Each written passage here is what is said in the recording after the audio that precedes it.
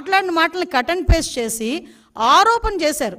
ఎలాంటి ఆరోపణలు చేస్తే ఆ ఆరోపణలు కూడా నేను ఒకటే, అతని ప్రాశస్త్యం తగ్గకూడదని ఆ రోజు మేమే బయటకు వచ్చి, అంటే దళితురాలనైనా నన్ను వెళ్ళనివ్వకుండా కూడా ఆ రోజు నీ పేటీఎం బ్యాచ్ అంతలాగా సోషల్ మీడియాలో రెచ్చిపోయి నా మీద రేణిపోని అబాండాలన్నీ వేశారు. మీరు అబాండాలు వేసినంత మాత్రాన నేనే వెంకటేశ్వర స్వామికి దూరం అయిపోలేదు కదా.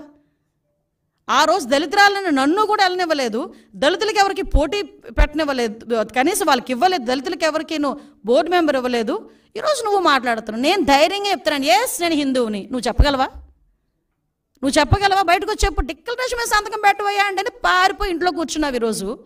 ఈరోజు నువ్వు మాట్లాడుతున్నావు దీని గురించి. ఇలాంటి విషయాలన్నీ కూడా ఒక్కసారి మనం కూడా, నేను ఒకటే చెప్తున్నా, ఈరోజు దళితుల గురించి, అంటే దళితులు అంటే ఏంటంత చిన్న చూపు? ఏం దళితులు ఎవరు గుళ్ళకి వెళ్ళట్లేదా? ఈరోజు నీకు విషయం తెలుసా? తిరుమల తిరుపతి దేవస్థానం మీద డిప్యూటీ ఈఓ పొజిషన్లో ఉన్న వాళ్ళు చాలామంది వెళ్తున్నారు. ఒకసారి చెక్ చేసుకో. నీ హయాంలో ఉండొచ్చు, ఉండలేకపోవచ్చేమో, మా హయాంలో ఉంటారు. ఎందుకంటే మాట్లాడితే మానవత్వం అన్న పదం సిగ్గుపడుతుందయ్యా జగన్మోహన్ రెడ్డి, నీ నోట్లోంచి ఆ పదం వస్తే. నువ్వు మానవత్వం గురించి మాట్లాడేటప్పుడు వెనకతలు పిక్చర్ వేసుకో. మీ బాబాయ్ హత్య, గొడ్డలిపోటు గురించి ఒక పిక్చర్ వేసుకో, అప్పుడు మానవత్వం గురించి మాట్లాడదు. కానీ వెనకతలు ఇంకో పిక్చర్ వేసుకో. నీ చెల్లి వీధి ఢిల్లీ గల్లీ తిరిగిన పొజిషన్ గుర్తుపెట్టుకో. మానవత్వం గురించి నువ్వు మాట్లాడేటప్పుడు షర్మిల ఈరోజు రోడ్డుకి ఎందుకు మీకు వ్యతిరేకంగా మాట్లాడుతుందో ఒక్కసారి ఆలోచించు. మానవత్వం గురించి ఆలోచించేటప్పుడు నీ తల్లి ఏం చేస్తుందో ఒక్కసారి ఆలోచించు. నువ్వు మానవత్వం గురించి మాట్లాడతావు. మన సెక్యులరిజం, ఏమి సెక్యులరిజము? అందుకేనా సార్వభౌమత్వాన్ని గురించి, సెక్యులరిజం గురించి నువ్వు మాట్లాడతావు. ఇదేం దేశం మాట్లాడు. అసలు నిజంగా చెప్పాలంటే నిన్న ప్రెస్ మీట్ తర్వాత ఇదేం దేశం, ఇదేం మతం, ఇదేంటి అని మాట్లాడావు. దేశద్రోహం, దేశ బహిష్కరణ కింద నిన్ను బయట పంపించేయాలి. అఫ్కోర్స్ నువ్వు ఎలాగో వెళ్ళిపోదాం నిర్ణయించుకున్నావేమో కాబట్టి ఇలాంటి మాటలు మాట్లాడుతున్నావు. లాస్ట్ 5 సంవత్సరాలు చక్కగా సంపాదించి బయట పెట్టుకున్నావు బయట దేశాల్లో. ఇంకెలాగ ఇక్కడ ఉన్న వాళ్ళు బయటకు వస్తే తన్నేలా ఉన్నారని చెప్పేసి వెళ్ళిపోవడం రెడీ అయినట్టున్నావు. అఫ్కోర్స్ అందువల్ల నువ్వు ఆ మాట మాట్లాడుతున్నావేమో. నిజంగా దేశద్రోహం చట్టం కనుక ఉండుంటే నిన్ను ఆ కేసులో ఈరోజు బుక్ చేసేవాళ్ళని.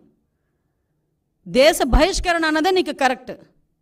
భారతదేశంలో పుట్టి భారతీయుడిగా ఉండి ప్రపంచంలో ఏ దేశం వెళ్ళినా కూడా నేను భారతీయుడినైనా సగర్వంగా నాకు తలెత్తుకుని తిరిగే ప్రతి భారతీయుడు సిగ్గుపడేటట్టుగా భారతదేశంలో ఉండి అదే ఆంధ్రప్రదేశ్ ముఖ్యమంత్రిగా చేసే 5 సంవత్సరాలు ఈరోజు నువ్వు ఇదేం దేశం అని అడుగుతున్నావంటే నిన్ను దేశ బహిష్కరణ కాకుండా ఇంకేం చేయాలి? అది నీ తాలూకా దేశభక్తి. నువ్వు సెక్యులరిజం గురించి మాట్లాడతావు, మానవత్వాల గురించి మాట్లాడతావు. కాబట్టి నేను అడిగేది ఏంటంటే, ఇప్పటికైనా మళ్ళీ చెప్తాను, నేను ఎవ్వడూ ఆపట్లే. వెళ్ళు, ఈ రోజుకే వెళ్ళు. నువ్వు ఎప్పుడు వెళ్తానంటావో చెప్పు. మాజీ ముఖ్యమంత్రి హోదాలో, ఎమ్మెల్యే హోదాలో నీకు ఎలాంటి దర్శనం కావాలంటే ఆ దర్శనం ఇస్తావు. అజయ్ కలాం లాంటి వాళ్ళే డిక్లరేషన్ పెట్టేసుకెళ్ళారు. షారుఖ్ ఖాన్ వచ్చారంటే డిక్లరేషన్ పెట్టుకుని వెళ్ళారు. ఇందిరాగాంధీ గారు వచ్చి సోనియా గాంధీ గారు వచ్చి డిక్లరేషన్ మీద సంతకం పెట్టుకుని వెళ్ళారు దర్శనానికి. వాళ్ళందరికీ నమ్మకం ఉండబట్టే వెళ్ళారు. నువ్వు డిక్లరేషన్ మీద సంతకం పెట్టి దేవుడు అంటే నాకు నమ్మకం ఉంది, ఆ దేవుడు అంటే నాకు అపారమైన గౌరవం ఉంది, ఆ దేవుడు తాలూకా గౌరవాన్ని కాపాడుతానని చెప్పి ఒక చిన్న డిక్లరేషన్ మీద సంతకం పెట్టి దర్శనానికి పో. నీ వెనకైతే ఎంతమంది తీసుకెళ్ళి వాళ్ళందరికీ ప్రోటోకాల్ దర్శనం చేపిస్తాం. అంతే తప్పించి ఈరోజు నువ్వు ఇష్టం లేక, హిందుత్వాన్ని గౌరవించే సత్తా లేక, గౌరవించడం కూడా ఇష్టం లేక ఈరోజు తిరిగి మా మీద బురద జల్లడానికి ప్రయత్నం చేసే పరిస్థితి ప్రజలందరూ కూడా గ్రహించున్నారు.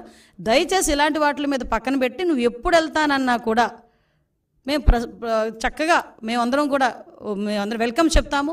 వెళ్ళి డిక్లరేషన్ మీద ఎనీ టైం డిక్లరేషన్ మీద సంతకం పెట్టి నువ్వు వెళ్ళొచ్చు అని చెప్పి జగన్మోహన్ రెడ్డి గారికి తెలియజేసుకుంటూ ఒకటి మాత్రం చెప్తున్నానండి, మన భారతదేశంలో అన్ని మతాల వాళ్ళని కూడా సమానంగా గౌరవించే పరిస్థితి ప్రతి ఒక్క భారతీయుడికి ఉంటుంది. గౌరవించి తీరాలి. ప్రతి ఒక్క సంప్రదాయాన్ని గౌరవించి తీరాలి. హిందువులోని కూడా చాలా సాంప్రదాయాలు ఉంటాయి, ఆ సాంప్రదాయాలను కూడా మనం గౌరవిస్తాం. అటువంటి పరిస్థితుల్లో ఒక కలియుగ వెంకటేశ్వర స్వామి అంటే ప్రపంచంలోనే ప్రాశస్తమైన గుడి.